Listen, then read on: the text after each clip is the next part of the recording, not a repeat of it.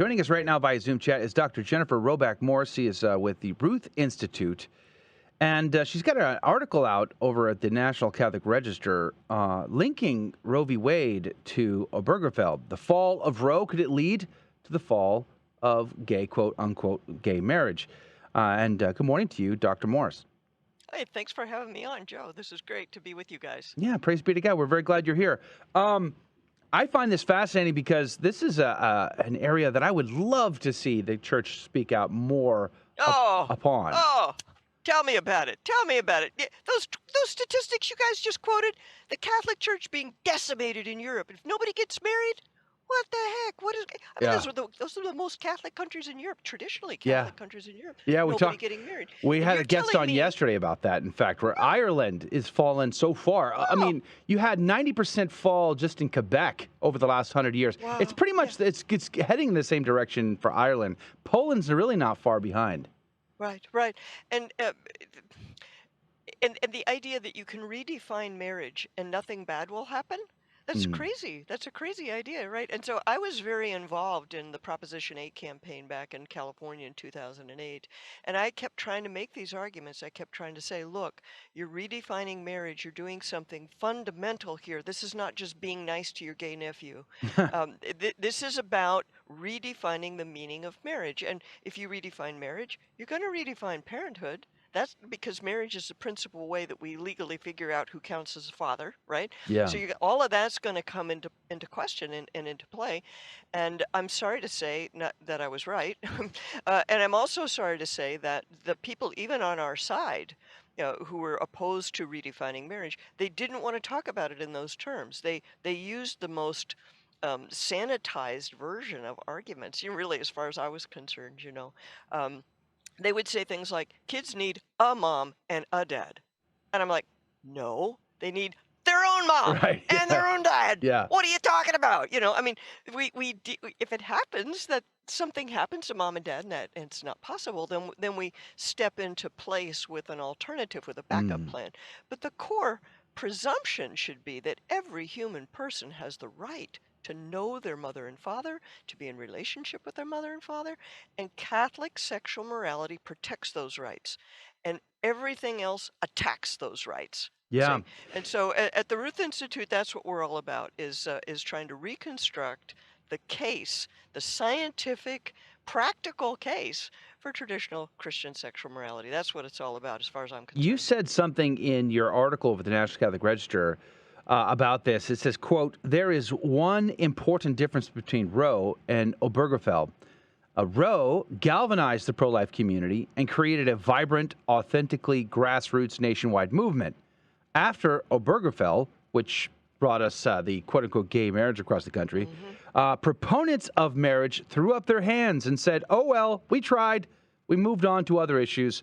The right to life movement never gave up. That's a huge distinction. I mean, I've said this several times. Over the last 10 years, I've been blown away by how many bishops and priests have grown in their advocacy for the life in the womb. They've Yes. publicly spoken out on a greater amount. A greater number of them have made public statements or come to actual marches or prayed in front of abortion mills, and greater numbers. And I'm thinking this is amazing because just 10 years ago, the pro-lifers were feeling like they were the persona non grata crowd at the Catholic parish. That's changed. Praise be to God. But where is this same voice for defending traditional marriage? It seems like they've totally given up on this issue. Well, I'll tell you where the voice is. It's right over here in Lake Charles, Louisiana. It's the Ruth Institute. We're the ones.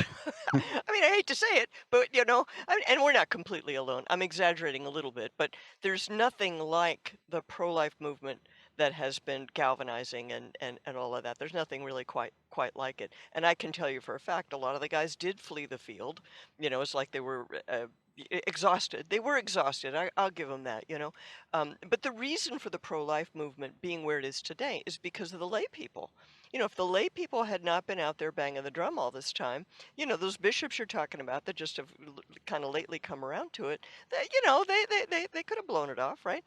And that's kind of what's going on with the marriage issue. Um, And so I'm calling on lay people. I'm encouraging lay people to live out your vocation as baptized Christians here and proclaim the truth. Because honestly, it's lay people who suffer the most when marriage falls apart. When marriage falls apart, children are destroyed. How many adult children of divorce are walking around like now right now? Probably about 50 million. Because we estimate that probably 1 million children per year lose their parents through divorce, right? Or Wow. are affected by divorce. And as a practical matter, that means they lose touch with one parent often. It means that. Often it means they feel like the third wheel when their mom or dad moves on to a new relationship. And that is awful for the child. That's a huge burden for the child to feel that, oh, the new baby gets all the attention from their mom and dad. Wait a minute, where's my dad? Wait, what's wrong? I mean, the mind of a 6-year-old. This is a lot, and no one talks about it. And the church could be talking about it. The church should be talking about it. And I'm sorry, I'm not going to give up because I know the church is right. I know we're right about this, and we just have an obligation to speak up for the people who have been wounded by the sexual revolution. Men, women, and children, everybody in their way has been harmed by this thing. Yes, I think you're very correct there, Dr. Morse, especially since we've seen more and more whenever these things keep rising up, especially the attack against children. It Yep. almost seems, at first it seemed incidental that children were hurt, and now it seems more like it is a direct attack against children, as we see with the transgender movement trying to attack our children and have them transition, have them put on puberty blockers, have them chop off perfectly good body parts. What say you? I know you put out a article about a year ago on this topic, and I thought it was a very, very insightful article. Well, thank you very much. It's nice it looks like I have fanboys over at Guadalupe Radio.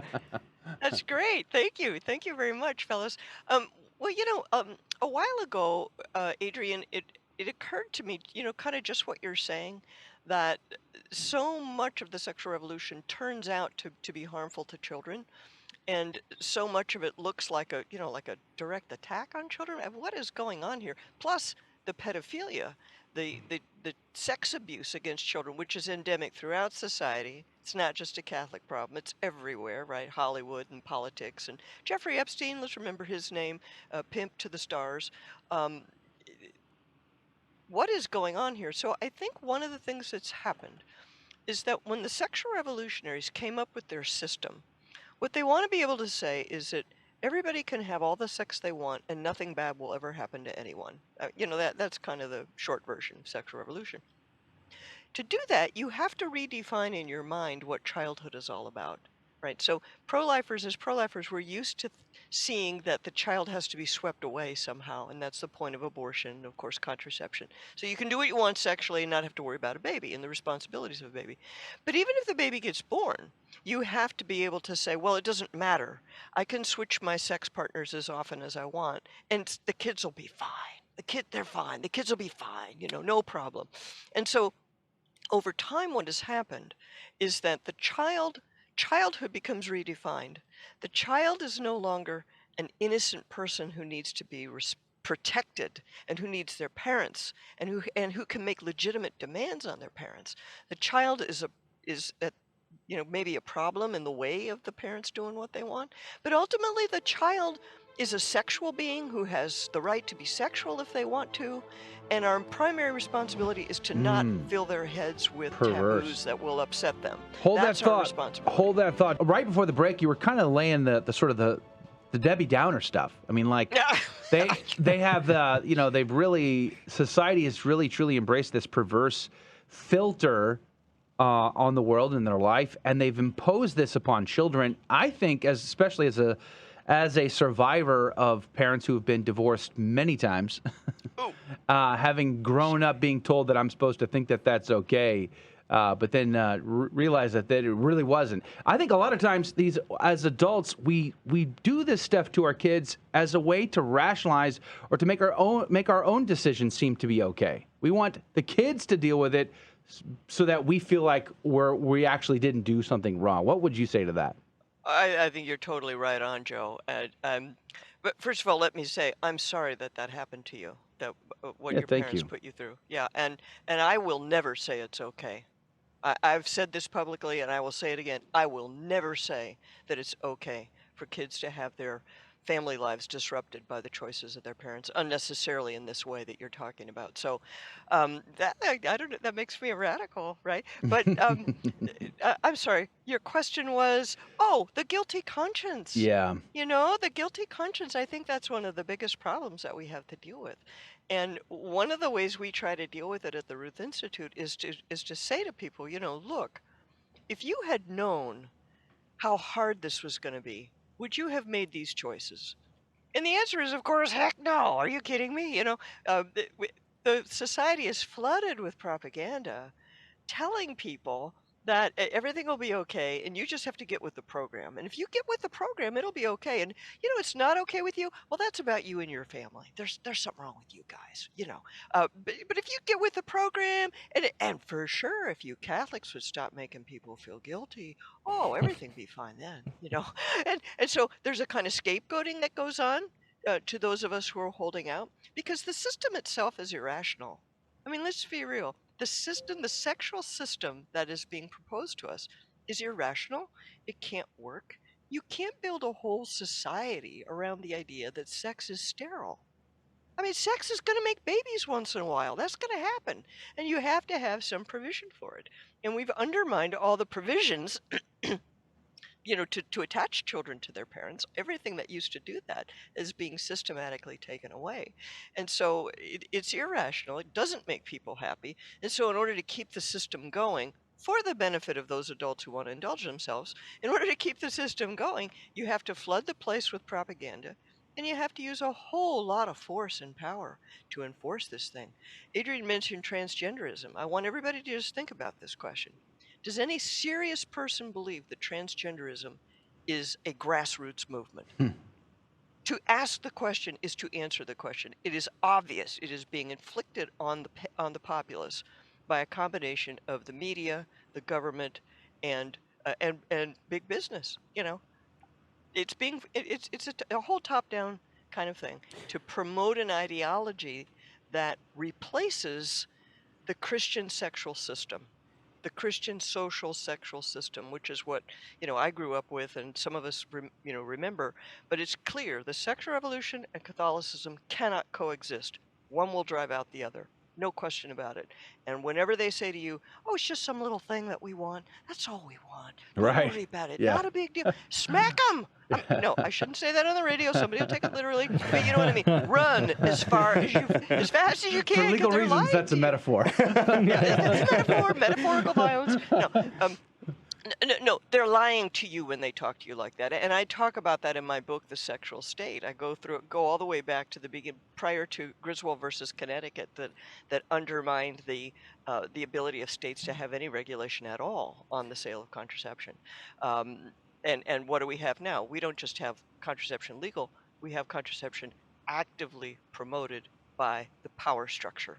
And that's where they always wanted to be. They always wanted to be telling the poor people, you're having too many babies. Here's the answer to your problems. Take this pill, have this injection, stick this rod in your arm. You'll be fine. You know, that's where they always Wow. wanted to be. That's very interesting to me. I really, while you're speaking, I was just thinking of the fact that, you know, all this talk of, you know, systemic racism in the country and systemic this, systemic that. And we kind of, there's a saying that people will just, you know, well, people say sayings. And there's a saying that is that whatever the left accuses the right of doing, it's what they are actually doing. And that's funny because they are having not systemic racism, well, in some cases they have that too, but they're having systemic attack against the family, which, like you're saying, the destruction, no-fault divorce, legalizing contraception, legalizing gay marriage from the top down rather than the bottom up. All these things. And it reminded me of an interview we did a long time ago, about with a lady from Africa who was telling us, hey, we do not have these problems in Africa. You Americans need to stop exporting y'all's problems in Africa. We have our own issues to deal with. Stop giving us yours. What say you about these systemic issues? 100%. I agree with you 100% with what you just said, and especially about the Africans. I mean, right now let's put it this way: we're sending them pills and pornography, and they're sending us priests. Yes. Okay, so you tell me who's civilized. I mean, we're inflicting cultural colonialism on the third world. We're doing that to them.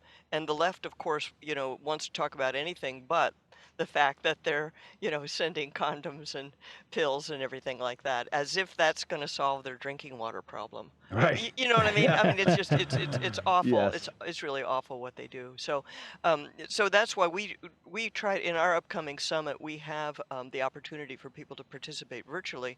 And I know for a fact we're going to have people from around the world zooming in. Last year we had people from Uganda and, well, a lot of different places, not all third world places, but you can participate in this thing by Zoom, which is great.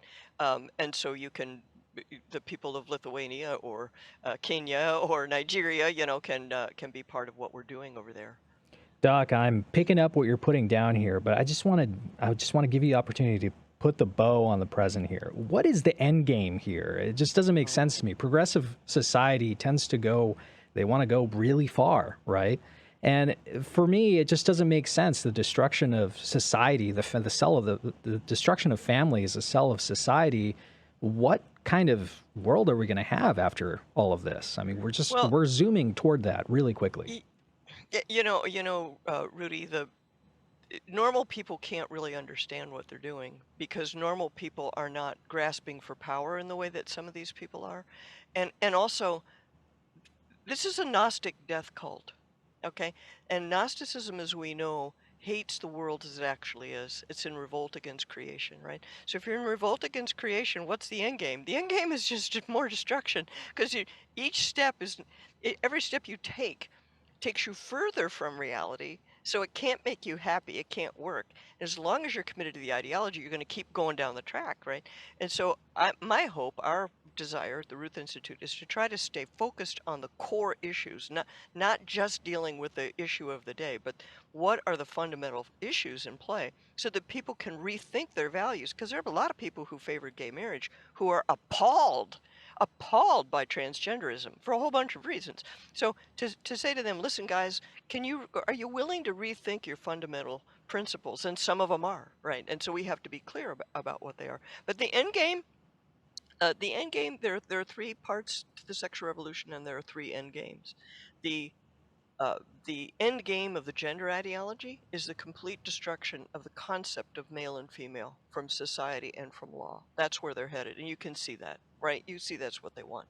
The divorce ideology, the end game is to completely separate parenthood from biology. And what they want is contract parenthood. And this has been in law journals for, 10 or 15 years I've been reading about this. Yeah, and you see surrogates now popping up. That's more common now. Yeah, and surrogacy is one step towards that, right? That's one aspect of it. And then the end game of the contraceptive ideology is, of course, as your African friend knows, population control. That's the end game. That's what they want. And they don't call it that anymore. They figured out that saying that doesn't work, so they wrap it up with, all of these glittery packaging.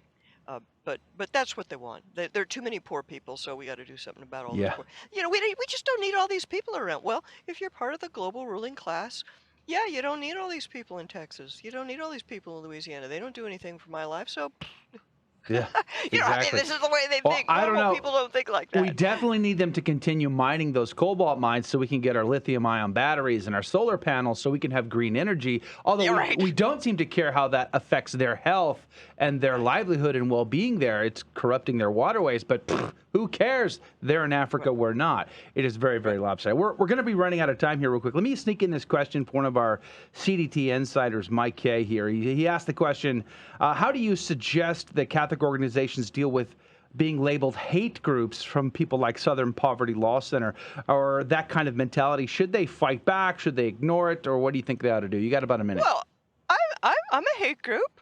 Can't you see? I'm the most hateful person ever. Okay, I embrace this label. If the Southern Poverty Law Center thinks I'm a hate group, that means I'm doing something right. Yeah. You must not take them seriously. That's what you do. You do not take them seriously. You push back. When we got we were canceled In 2017, we got our credit card processing company ditched us because Oh, we were on man. the hate group list. I don't know how this came to their attention all of a sudden. We put a page on our website saying, "Where's the hate?